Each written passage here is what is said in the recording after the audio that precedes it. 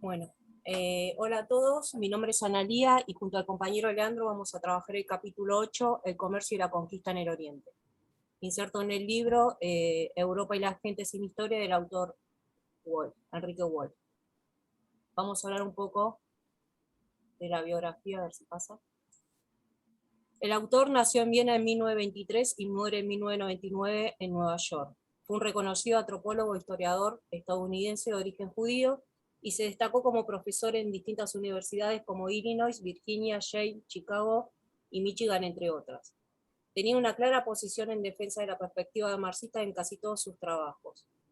En su libro Europa, la gente sin historia, publicado en 1982, promovió la opinión de que las sociedades humanas evolucionan no solo como entidades estáticas limitadas dentro de un entorno físico y social sino que deben entenderse en el contexto más amplio de su historia e interactuando con otras sociedades humanas. Lo que acá reconoce Wolf es que ninguna sociedad está aislada en el tiempo y en el espacio, sino que cada una interactúa con otras a través de fronteras y del tiempo. Para centrarnos en el capítulo 8, vamos a mencionar la importancia del comercio europeo hacia Asia por distintos países europeos. En este caso, el autor nos va a hablar de tres potencias: Portugal, Holanda e Inglaterra. Como antecedente va a usar las rutas marítimas y terrestres de la ruta de la seda y las especies, legado de Marco Polo allá por el 1200. La posibilidad de una ruta original a Asia fue seguida por los portugueses, que siguieron la costa de África, no solo en busca del oro de Guinea, sino también en busca de Preste Juan, que este era un gobernante que tenía una porción rica en tierras en la India. Para 1487 va a seguir Bartolomé Díaz, que va a llegar al Cabo de Esperanza, y 10 años más tarde Vasco da Gama, que va a doblar el Cabo de Esperanza y va a llegar hasta Calcuta, la India. Como dijimos, los portugueses van a ser los primeros en abrir el comercio hacia Oriente, en nombre del rey, y también lo van a hacer en cuenta propia. O sea, van a necesitar el permiso del rey, pero cualquiera va a poder hacerse rico. Otra de las rutas importantes va a ser la implementada por los árabes. Ya en el siglo IX, los barcos salidos del Golfo Pérsico empezaron a recorrer de arriba abajo la costa de África Oriental, estableciendo factorías en las islas frente a la costa. Los musulmanes van a introducir las telas, la alfarería y el vidrio, y van a exportar marfil, ámbar, pieles de leopardo y conchas de tortuga. Muchos de estos artículos de lujo van a ser exportados a China, donde los árabes ya tenían colonias desde el siglo VII. Eh, para el término del siglo XI ya va a estar establecido el primer gobierno musulmán en el norte de la India, y van a tomar Bengala, Gujarat y Malaca, que va a ser el emporio comercial que más grande van a tener. Para el siglo XIV, la India ya se hallaba en su totalidad bajo el control musulmán. El Islam que van a adoptar va a predicar una religión igualitaria en vez de una distinción entre castas y rango. El único lugar que va a seguir predominando el hinduismo va a ser Bali. Por lo tanto, islamismo y el comercio van a ir de la mano por los mares de Asia. Como dijimos anteriormente, el autor va a hacer referencia a tres potencias. Estas tres van a tener características comunes. Por un lado, van a tener el dominio marítimo gracias a la organización social, y los europeos van a ser los que van a sustituir a los competidores asiáticos y van a reemplazar el comercio de acarreo. Este aumento del comercio marítimo a grandes distancias se produjo gracias al establecimiento de factorías que van a ser asentamientos comerciales, por lo general en las costas o en el litoral asiático sobre todo. Se asentaron allí no desafiando a las autoridades locales, sino que tenían el permiso precisamente de los jefes locales para comerciar. Recién va a ser en el siglo XVIII cuando los ingleses van a romper con esto, desafiando en este caso al emperador Mughal. Estos europeos van a competir entre sí, incluso con grandes guerras, para lograr la hegemonía del comercio en los mares de Asia. Ahora bien, vamos a describir y da las características de cada potencia, de cómo fueron manejándose para tener el dominio de los mares asiáticos. Como dijimos, en este caso Portugal va a ser el primero que se abre al mercado Índico, cerca, como dijimos, cercando la costa de África, y van a tomar el puerto árabe de Calcuta. Aparte van a tomar y se van a apoderar de otros fuertes musulmanes, ya sea en nombre del rey o por cuenta propia, como dijimos. Por ejemplo, en 1510 van a tomar Goa, en 1515 Hormuz y en 1519 Malaca, estableciendo ahí factorías bastante importantes. ¿Cómo va a lograr esto Portugal? Bueno, lo va a lograr a través de nuevas herramientas que llegaron a ellos, que implementaron precisamente. Uno de esos va a ser el velero armado de cañones, que va a combinar la vela cuadrada de los modelos tradicionales con la vela latina de los árabes, haciendo que los barcos sean más veloces. Otro adelante para que tienen en cuenta van a ser los cañones. En este caso, si bien ya los utilizaban, en este caso se avanza en la cantidad y en la calidad, siendo como resultado el galeón que va a ser mitad de navío de guerra y mitad mercante. Los portugueses, sobre todo, lo que van a ir a buscar van a ser las especias de la pimienta y el jengibre, debido a la gran demanda que tenían en Europa. Sin embargo, nunca lograron el monopolio total del comercio. ¿Por qué? Porque preferían controlar la navegación en los mares de Asia, para lo cual le entregaban a los capitanes, les obligaron a llevar una licencia portuguesa y a pagar derechos de aduana en los fortines portugueses. De esta forma trataron también de dominar el comercio chino, pero ojo, no derrotando a los chinos, sino que quedando sujetos a la posibilidad de asentarse en factorías. Es más, la factoría más importante que tuvieron en China va a ser Macao. En cuanto a límites, los portugueses tuvieron límites para el comercio, porque si bien controlaron las principales rutas marítimas y aprovecharon las redes de transporte comercial de Asia, nunca establecieron un dominio concreto en una porción continental interna. No iban más allá de las costas litorales. O sea, no se introducían en el continente interno en sí, el continente asiático, ¿no? Va a ser recién en 1630 que van a perder el control del Golfo Pérsico en manos de los turcos, que estos cada vez se hacían más fuertes, y también van a tener una pérdida comercial con la llegada de los holandeses. Y acá entramos ya en lo que sería Holanda, la parte que le correspondió a esta potencia. Estos van a hacer sentir su presencia, ya dijimos, en el 1600, van a utilizar a través de la Compañía Holandesa de las Indias Orientales, que fue diferente a su contraparte portuguesa. ¿Por qué? Porque el rey en Portugal tenía el monopolio de las especias, pero los particulares podían invertir en el comercio. En cambio, con la Compañía Holandesa, lo que pasó era que tenía el monopolio absoluto sobre el comercio holandés.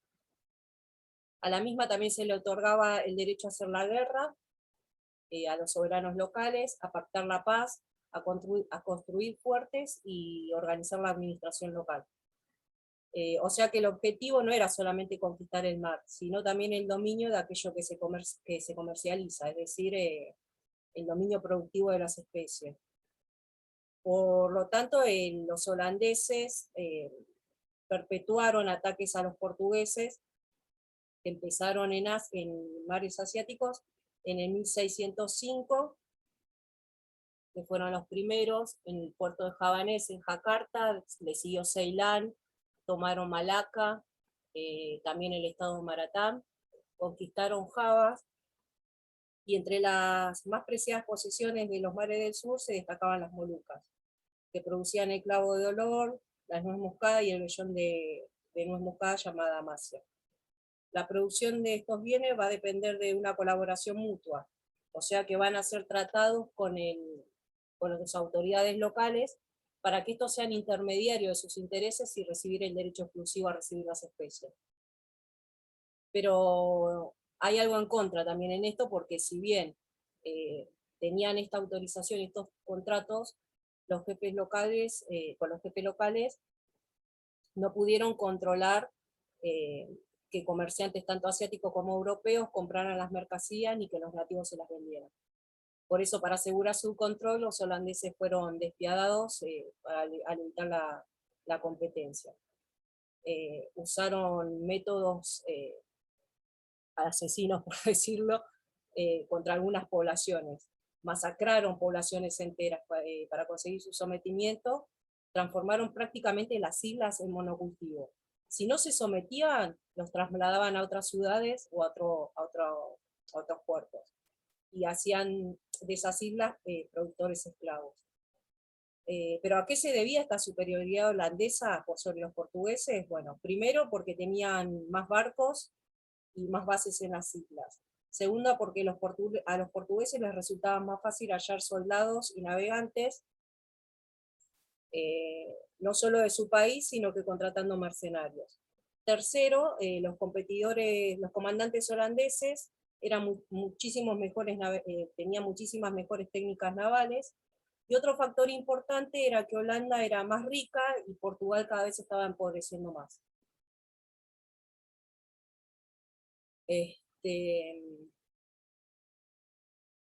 Bueno, el factor principal, bueno, era que era rica y Portugal se empobrecía, y el crecimiento de una oligarquía mercantil más preponderante en Holanda, y no tanto en Portugal, que tenía más que nada una oligarquía naval, más que nada. Los holandeses también van a tener límites. El principal va a ser el alto costo militar que tuvieron, ya que se manejaban a través de la guerra. Eso los perjudicó un montón. También trastocaron las redes comerciales y van a ahogar a los comerciantes asiáticos. Malaca jamás va a recuperar lo que era su posición antigua como emporio, y los productores de arroz van a ser los satélites de la compañía. Como dijimos, las actividades de las compañías holandesas trastocaron las redes comerciales de los mares del sur, y en su lugar pusieron la mira en la producción de otras mercancías más valiosas, teniendo también un mercado más distante.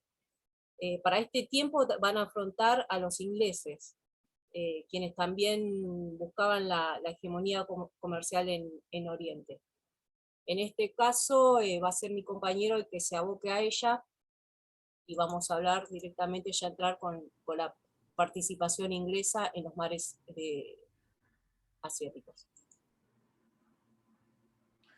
Muy bien, como decía Analía, ahora vamos a abordar a la tercera fuerza europea que trata el autor, y que va a constituir el punto de inflexión en todo este proceso que se inició con los portugueses, ¿sí? Que es la Compañía Inglesa de las Indias Orientales, ¿sí? Básicamente los británicos.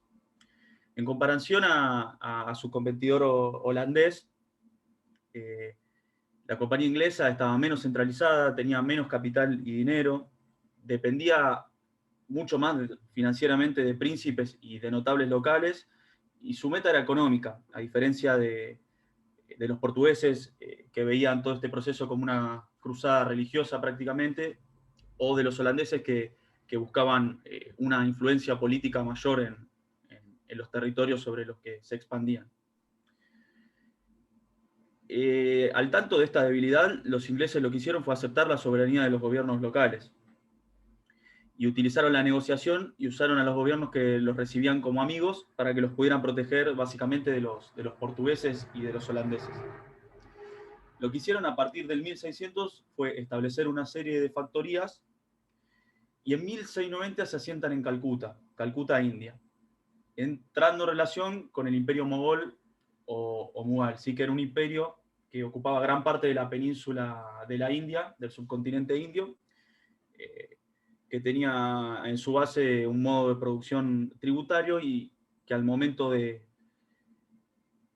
desembarco inglés en Calcuta se encontraba en un proceso de decadencia y desintegración que los ingleses van a saber utilizar. De hecho, el asentamiento en Calcuta tiene un motivo estratégico, que es aprovechar la decadencia de este imperio mughal. Siguiente. Bien, entonces, ¿cómo se va a dar la evolución de este poder británico en este territorio? Como dijimos, se van a establecer en Calcuta hacia el 1690, en el momento en que se empieza a desvanecer el poderío, el poder político del imperio mughal, ¿sí? En ese momento los ingleses van a entrar en guerra con los nababs. Los nababs eran gobernantes provinciales mughales, herederos de este poder político, que van a entrar en conflicto con las fuerzas británicas y van a ser derrotados en la batalla de Plassey en 1757. Esta batalla lo que va a hacer que los británicos se puedan asentar territorialmente en la zona de Bengala y que a partir de ahí se puedan expandir. Por supuesto, esta expansión implicaba seguir el conflicto militar en los territorios. Siguiente. Pero bueno, esta batalla de Plassey, esta derrota militar de los nababs, de los gobernantes provinciales mughales, iba a ser un antes y un después para el poderío británico y para la historia británica en las Indias orientales. ¿Cuál era la situación de los ingleses antes de esta batalla de Plassey, antes de esta victoria militar sobre los mughales? Bueno, el inglés característico de la India era un mercader, simplemente un mercader, un comerciante, que se relacionaba con los indios en un plano de igualdad. Cuando digo con los indios me refiero básicamente a la élite india, que era con la que se establecían las relaciones comerciales. Y tenían un modo de vida similar a los indios notables, vivían similarmente a estas élites con las que comerciaban. Y debido a esta debilidad y a estas relaciones que establecían con estas fuerzas políticas nativas, necesitaban sí o sí operar a través de intermediarios locales, ¿sí? De intermediarios que pertenecían básicamente a esta élite y eran nativos de este territorio. Siguiente. Bueno, ¿qué va a cambiar después de esta victoria militar? Y básicamente que los ingleses van a pasar a controlar a sus competidores indios como a los comerciantes de otras compañías europeas. Los ingleses se van a asentar territorialmente en la India. Y van a sustituir a estos intermediarios porque ya debido a esta posibilidad de asentarse territorialmente y militarmente, los van a sustituir por empleados asalariados de la compañía, ¿sí? De la compañía inglesa de las Indias. Los que iban a estar facultados para expedir permisos para comerciar y manejar los asuntos de la compañía en el territorio. De esta manera, el comerciante inglés ya se va a convertir en un superior socialmente hablando, ¿no? Distante del resto de la sociedad india. Ya no se va a tratar en condiciones de igualdad con los indios, sino que va a empezar a conformar una casta superior, una casta social superior dentro del territorio. Y va a aparecer la figura del soldado administrador, ¿sí?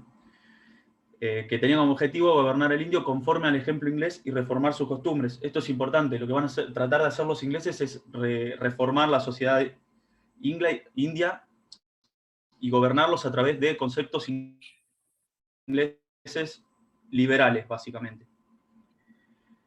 Lo que permitió esta batalla es abrir la puerta a la ocupación de todo el territorio indio y todo el subcontinente indio por parte de los ingleses, ¿sí? Los ingleses se van a asentar territorial y políticamente. Bien, ahí está, perfecto. Ahora, esta nueva forma de relacionarse con los indios y con el territorio indio va a llevar a los ingleses a necesitar cambiar la estructura de la compañía, ¿sí? De la compañía inglesa de las Indias. Por un lado, se van a hacer cargo directamente de algunas regiones, ¿sí? Directamente ellos van a ser los que van a gobernar regiones de este subcontinente indio, ejerciendo una soberanía política a partir de la ocupación, ¿sí? Los ingleses van a ocupar directamente estos territorios. Sin embargo, van a dejar algunos territorios al gobierno de algunos gobernantes locales que obviamente van a estar supeditados a su poder. Ahora, ocupar el territorio implica la necesidad de una creación de un ejército mucho más eficaz.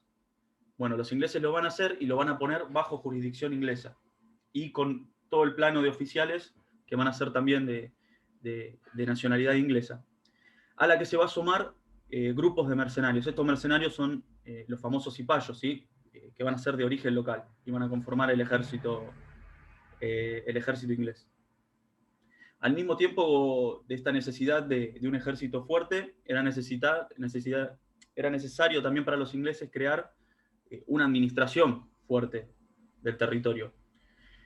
Por eso los ingleses lo que van a hacer es desarrollar una burocracia basada territorialmente en la India, ¿sí? Se va a crear un cuerpo de administradores que van a estar permanentemente en el territorio indio, ¿sí?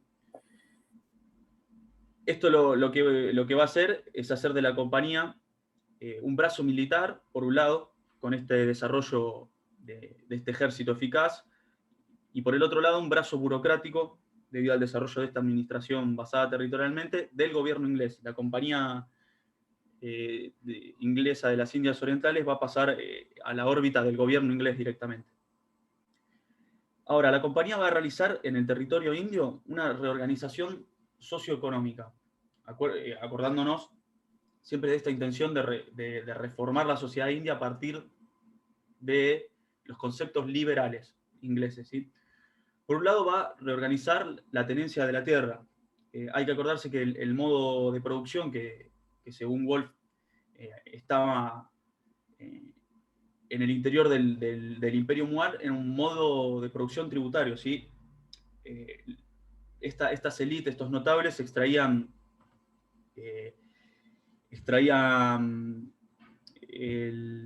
la riqueza de los productores de una forma personal, ¿sí? Hay una forma de sujeción personales de los productores.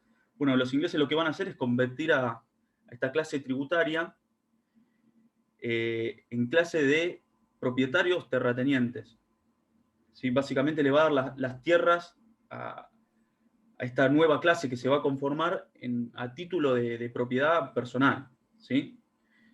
Y al mismo tiempo va a obligar a estos nuevos terratenientes, a esta nueva oligarquía terrateniente, a tributarle al Imperio Británico, ¿sí? Entonces, lo que va a hacer es de un plumazo, va a decir Wolf, los ingleses van a crear una nueva clase social, una nueva clase terrateniente, esta oligarquía terrateniente, que además va a ser presionada para reorientar toda la producción del territorio al comercio exclusivamente. Entonces, no solo va a ser una oligarquía terrateniente, sino también una oligarquía empresarial, lo que va a configurar una gran modificación en estas estructuras económicas y sociales. Por otro lado, también va a modificar algunas pautas jurídicas, las cuales se regían anteriormente por el sistema básicamente de castas, y estas nuevas pautas jurídicas lo que va a hacer es crear un modo similar al inglés en los que los individuos se relacionan a través de contratos independientemente de sus castas, básicamente. Lo que también va a trastocar y va a tensionar el sistema social, el sistema racial que existía en estos territorios. Y a partir de ahora el comercio va a ser reorientado hacia China. El comercio del territorio indio va a ser reorientado hacia China. No solo porque se va a crear esta clase nueva de propietarios, sino que también se va a buscar crear en otros territorios también una clase de campesinos que orientaran su producción al comercio también. Siguiente.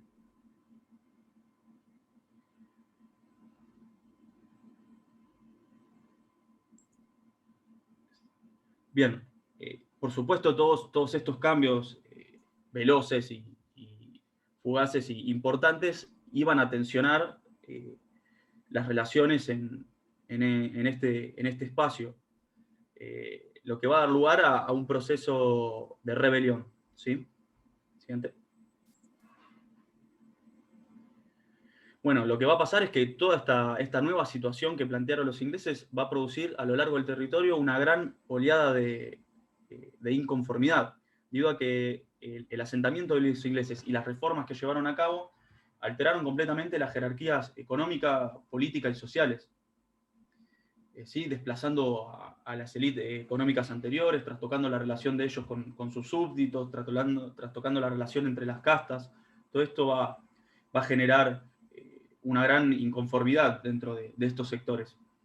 Al mismo tiempo, los ingleses, a través de una política aduanera, lo que van a hacer es empezar a importar textiles a máquina ingleses. ¿Sí? Se va a pasar a una producción textil, que era la principal producción, una de las principales producciones de India, a la producción a máquina y prohibiendo la exportación. Esto lo que hizo fue destruir la producción textil artesanal especializada de la India, ¿sí? Que era una de las principales producciones del subcontinente indio. La va a destruir por completo y la va a hacer dependiente de los textiles ingleses. Bueno, como dijimos, toda esta situación despertó la hostilidad entre las élites que estaban establecidas antes de la aparición de los ingleses en el territorio, y al mismo tiempo se produjo un proceso en donde la usura creció rápidamente con respecto a las tierras, porque estos cambios en las tenencias de las tierras generó un gran crecimiento en el precio de las mismas. Y al mismo tiempo esta reorientación de la agricultura hacia el comercio generó una industrialización de los alimentos, ¿sí? Todo esto configuró una situación y un polvorín que necesitaba una chispa para ser encendido nada más. Y esa chispa fue una medida que llevaron a cabo los ingleses, en las que un nuevo tipo de rifle iba a tener que ser engrasado con grasa de vaca y de cerdo.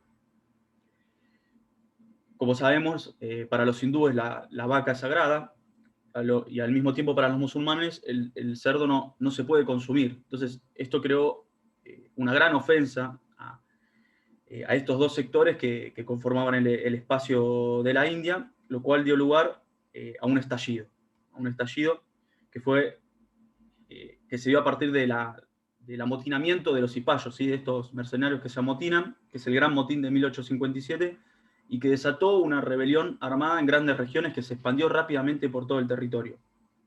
¿Quiénes se sumaron a esta rebelión? Bueno, fueron las antiguas élites que se encontraban relegadas, los notables locales que buscaban y tenían la idea de restaurar el poder antiguo mughal, estos aldeanos y estos campesinos que se encontraban presionados económica y políticamente a partir de estas modificaciones en las estructuras económicas, y bueno, hay sectores religiosos que se sintieron ofendidos por supuesto, con esta medida. La rebelión fue brutalmente aplastada. Los ingleses consiguieron aplastar la rebelión y que fue aplastada a sangre y fuego. Siguiente.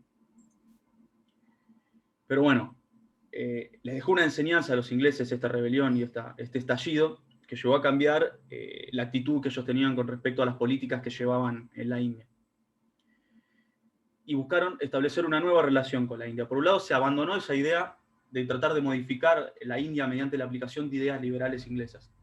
Básicamente, esas modificaciones que llevaron a cabo en base a esas ideas fueron una de las grandes causas de esta rebelión.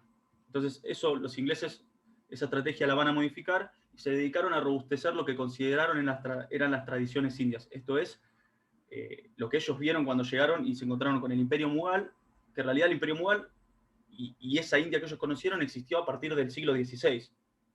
Pero bueno, los ingleses lo que fueron es robustecer esa idea y cristalizar el mito de la India verdadera, que es esa visión que todos tenemos hoy en día de la India, que en realidad, y que la vemos como de forma milenaria, pero en realidad existe solo a partir del siglo XVI.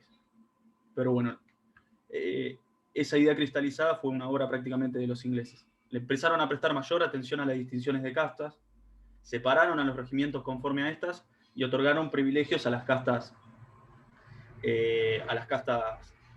que anteriormente también se conformaban de forma privilegiada. Y al mismo tiempo los ingleses se reagruparon como comunidad dentro de la India como una cuasi casta superior. Se aumentó aún más la diferencia social entre la comunidad inglesa y el resto de los indios, ¿sí? Siguiente.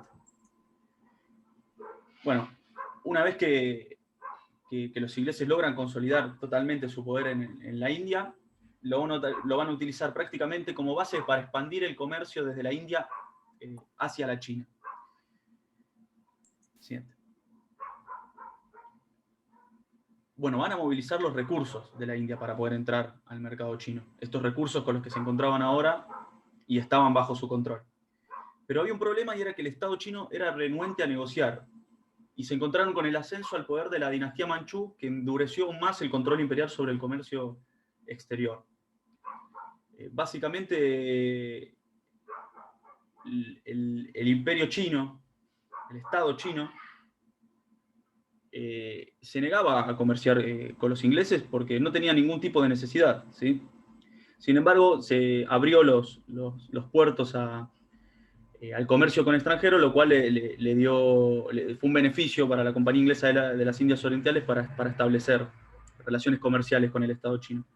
¿Cuáles eran las relaciones comerciales? Bueno, los ingleses compraban sedas, porcelanas y medicinas, pero al mismo tiempo no hallaban qué venderle a los chinos. El Estado chino no necesitaba nada de lo que le podían ofrecer los ingleses, ¿sí? Y a esto se va a sumar un hecho muy importante, que es los ingleses empiezan a partir del siglo XVIII a consumir enormes cantidades de té chino. Enormes, al punto de que no llegaban a cubrir la demanda, ellos mismos, su propia demanda de té chino para importar, ¿sí? Entonces, esto generó que no tengan nada para venderle a los chinos.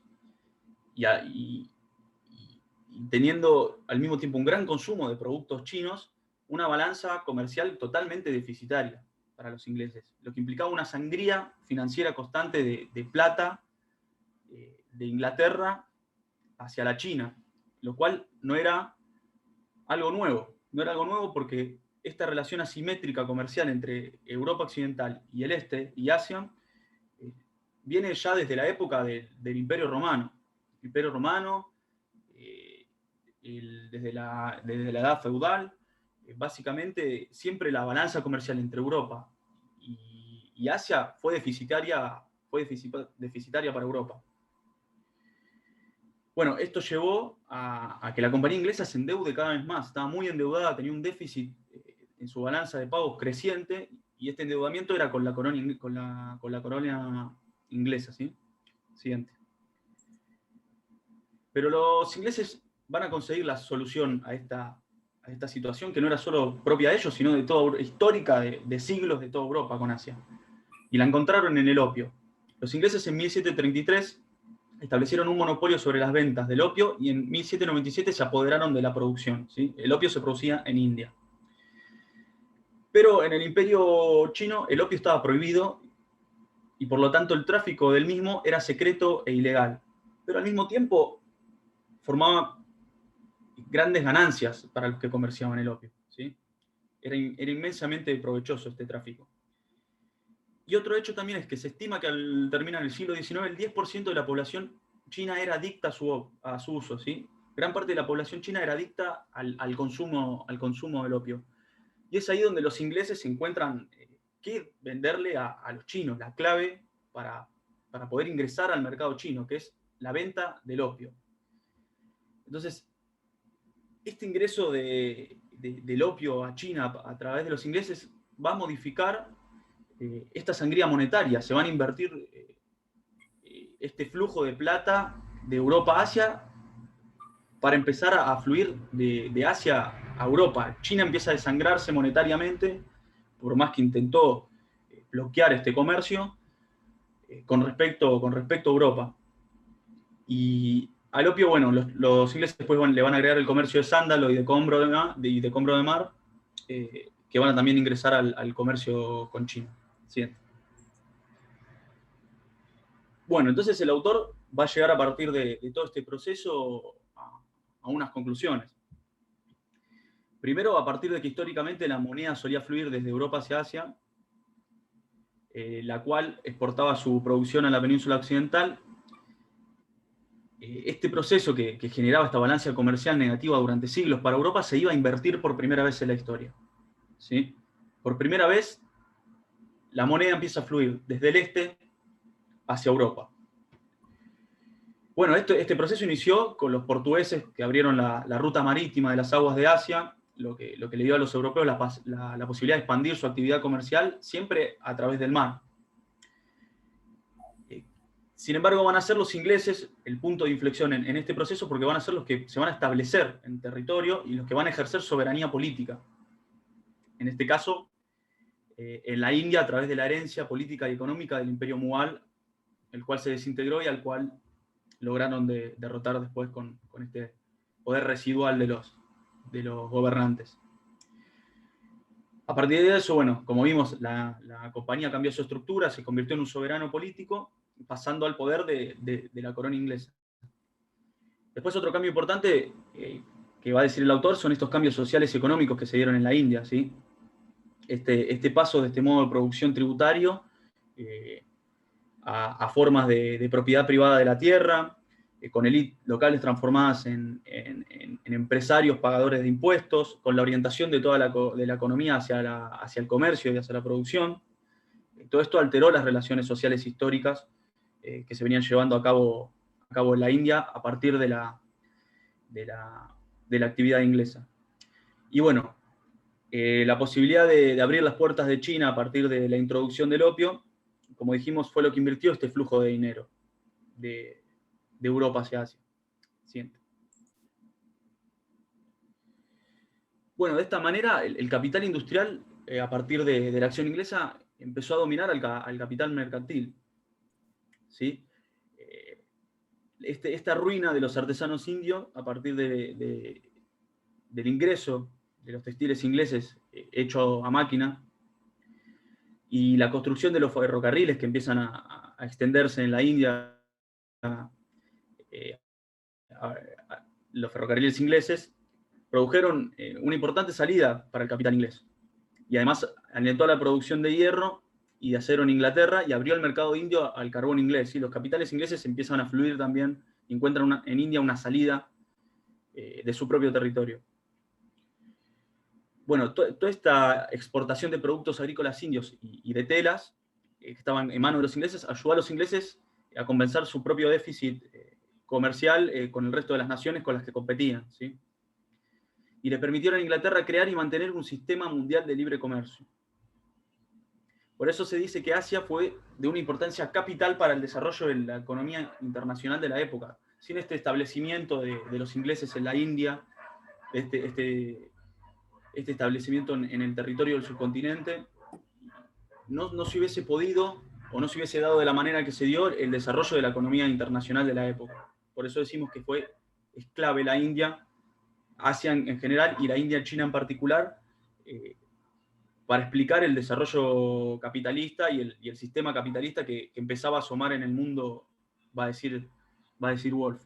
Por eso, a conclusión, es clave en todo este proceso de que inició Portugal y que finaliza con la introducción del opio a China, el establecimiento de los ingleses en la India y luego esta inversión del polo económico mundial que va desde Asia, se mueve desde Asia hacia Europa por primera vez en la historia, ¿sí? Todo esto conformaron grandes claves del desarrollo capitalista internacional en general y en particular del desarrollo del capitalismo inglés, ¿sí? Así que bueno, esas son las conclusiones del autor y a las conclusiones que hemos llegado.